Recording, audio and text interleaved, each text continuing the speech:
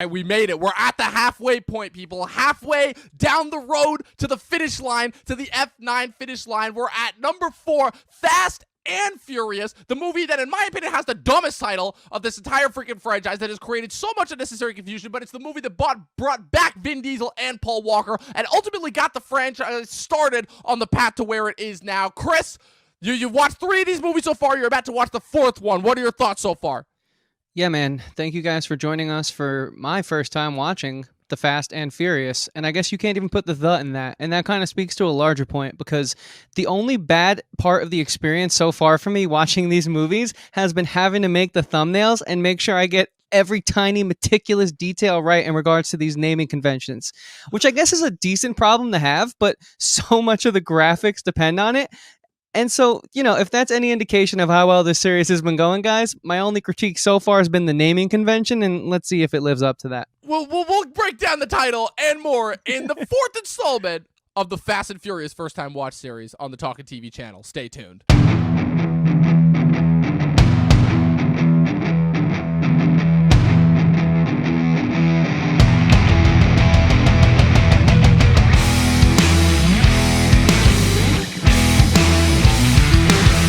Number 4, we're here. So, I mean, just bring it up before we actually get the movie done. How much does it piss you off about the nomenclature of these titles?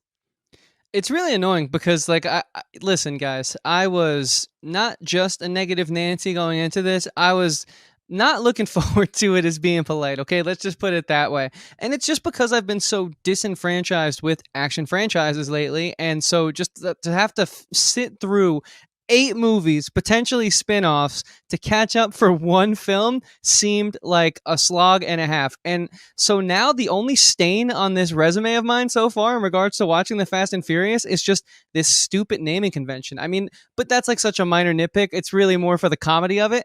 It has been a headache, but I mean, listen, man. So what I'll say is, Dom, if that's the only real major critique I have, maybe a little overacting, but that comes with the territory. But if that's really the only main critique I have so far, man, this experience has been 10 times better than I thought it was going to be. Oh, absolutely. It just warms my heart so much to understand now that you understand the joy that the Fast and Furious cult gets out of the franchise. And like I said, we're just at the halfway point. I'll be the first person to admit, even as somebody who is blatantly behind the stupidity of this franchise, the naming conventions behind the titles makes no fucking sense, particularly with this one.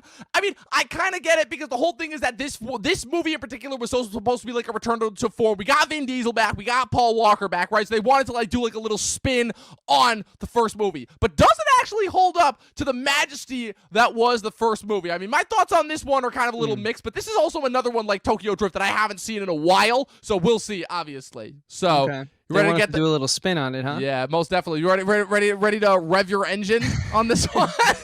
Yeah, man. Listen, I'm fully gassed up. More forced, but.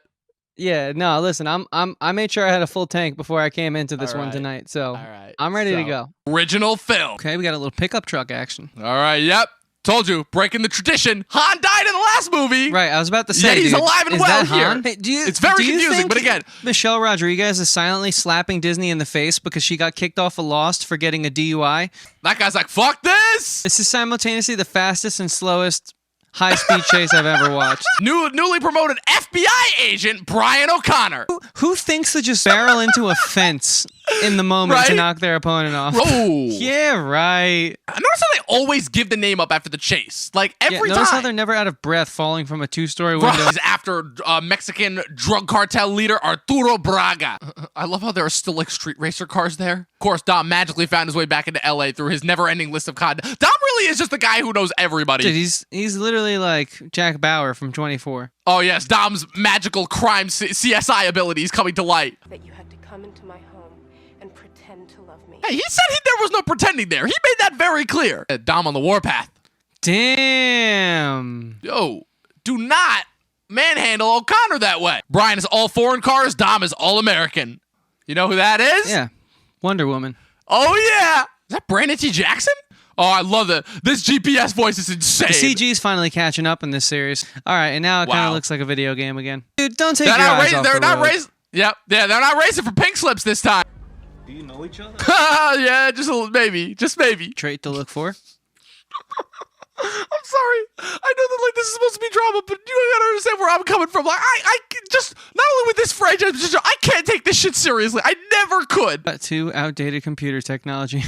Yep. Right. Ever.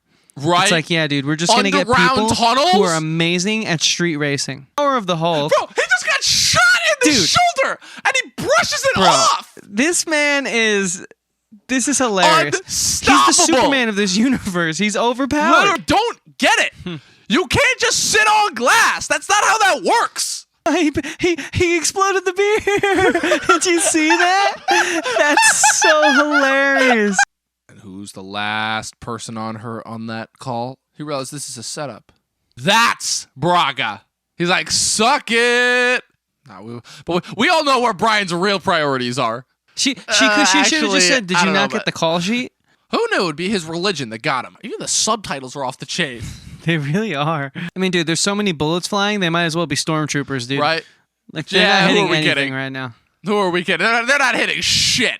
A scratch on Brian. Nah, okay, so Brian's still human. Oh! Damn. Take that, mother's milk.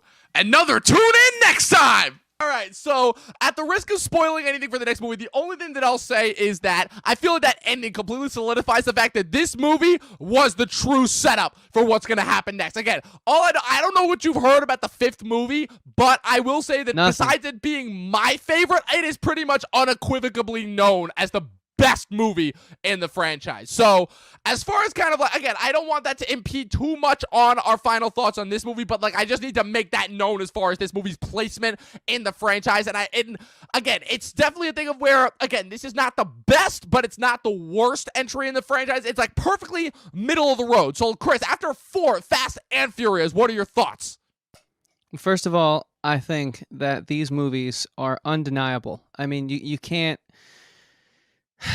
You know, there's a lot, like I said, the stigmatization that sort of certain IPs adopt and the way that the masses sort of like kind of almost tell you what you're going to get out of an experience before you see it. And that really is something that like I think even like myself as a critic, like I fell for that and I'm not like above admitting that, you know, and it's like I try to be open-minded, but am I truly, you know? I could never have given this the benefit of the doubt until I started this journey. And I knew the night before we did the first one, all right, you got to try and just get rid of everything you've heard. You're years behind. It's going to be difficult, but I'm really glad I was able to because while I think this was caught up quick. I'm catching up fast. Yeah, I'm in the fast lane, man. And what I'll say is, look, this one I think served its purpose, and it served its purpose damn well. It's certainly not the most exciting. I actually think it's the least exciting of the 4 I've seen so far, but I do think it's arguably one of the better written because of the way that they're able to sort of find their voice in this one and really take what was so great about the first one, you know, so much of the original cast finally coming back all in the same place, the main players, of course, and also bringing Han back, who is obviously amazing, even though it doesn't make sense to me right now. We'll get there. Not yet. We'll get there. But I can see sort of the retconning happening. You know, I don't want to use the term retcon because I think there was more of a plan here. I can see sort of like the idea finally being realized, and it's cool. It's really cool. We have to get back to some of the fast pace, though. It was a little too slow paced for a Fast and Furious movie. You know, you got a standard to live up to. Those first 3 movies, somewhat messy at times, characters a bit iffy at times, were exciting, and the excitement wasn't outweighing the drama in this one, which was interesting, and I appreciate that a lot, but I want the excitement and the action to outweigh the drama in these films. Yeah. So, little bit of a sidestep. Not necessarily a step backwards, but not a step forwards. So stop. So make it a pit stop, if you will, in the franchise. It's a pit stop. That's perfect. Yeah, this is, again, the very rare instance where a film and a franchise that is known for its residual stigmas, I'll use that word, and actually chooses to forego that and tries to be a quote-unquote more serious movie, and that ends up kind of unintentionally tanking it. You know, I feel like that's something that a lot of, like, kind of, not us per se, because I'm a big Phase 1 fan, but a lot of diehard MCU fans lobbied as criticisms against those early Phase 1 movies. But again, what do they know? They've watched the same 5 MCU movies over and over again and have never watched anything else. So what do they know about actual filmmaking, you know? I'll continue to lobby those, I'll continue to lobby that. But, yeah, so, well, I still don't hate this movie at all. Again, it's very, very good, and as a movie, it does everything that, you know, a movie is supposed to. It's engaging, it's thrilling, and as far as having, like, kind of like the getting you back on track, you know, getting Brian and Dom back together in the same movie, man, the chemistry between those two is undeniable. And I will say, it doesn't get lost in the future movies as they bring in more of the older end players, and as more of it, and as much as it becomes more of an ensemble piece. But like, this to me was the last time.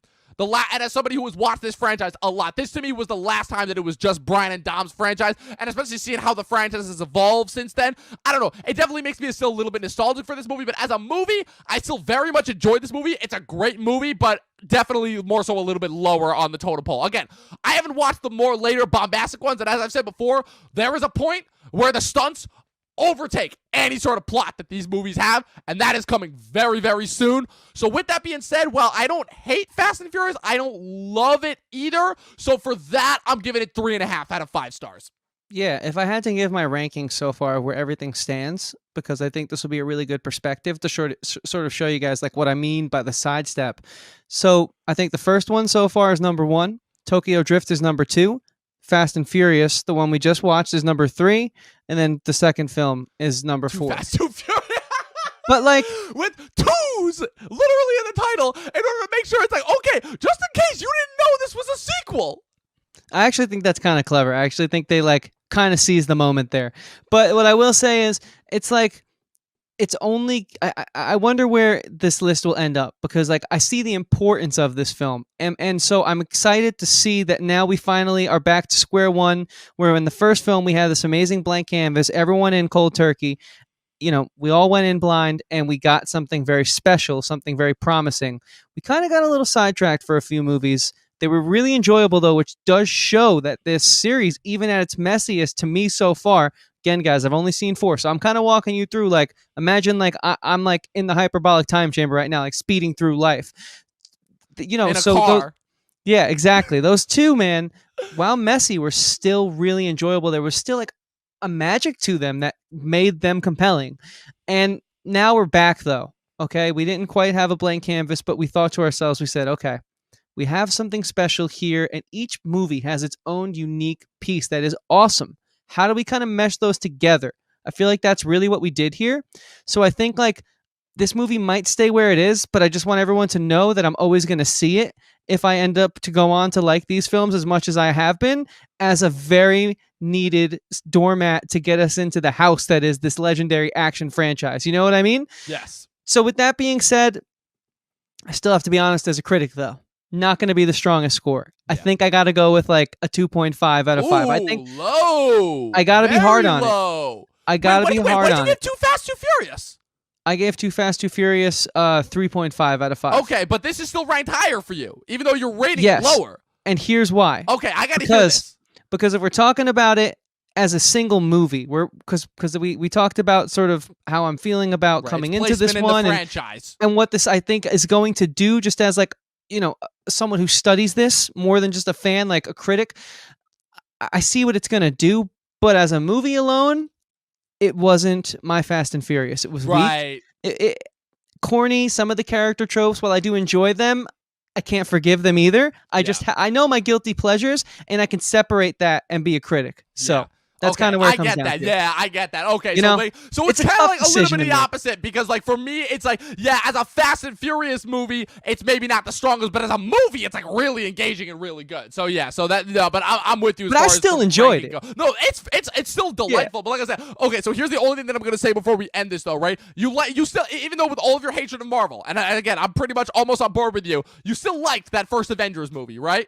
Oh, yeah, for sure. Okay, I see the importance, and I liked it. Bro, the first Avengers doesn't have shit on the next movie. Fast 5 was my goddamn Avengers before I got the Avengers. That's all I'm going to leave it at. Everyone that's seen this franchise and knows this franchise knows exactly what I'm talking about, and that's all I'm going to say at the risk of spoiling it, because, guys, we're at the halfway point, but next movie, that's where things go up a notch. That's where we shift into the next gear, if you will, because next week is Fast 5. In my opinion, the ultimate apex of the franchise. So with that being said, that was our, well, in this case, Chris's first time watch of Fast and Furious. Let us know what you guys thought in the comment section below. Let us know which of the last 4 movies you're looking forward to seeing our reaction to the most overall. Let us know in your thoughts if you have seen all the movies in the franchise. Let us know your ranked, all 8 movies ranked in the franchise. Let us know if you think that there was an apex in this franchise.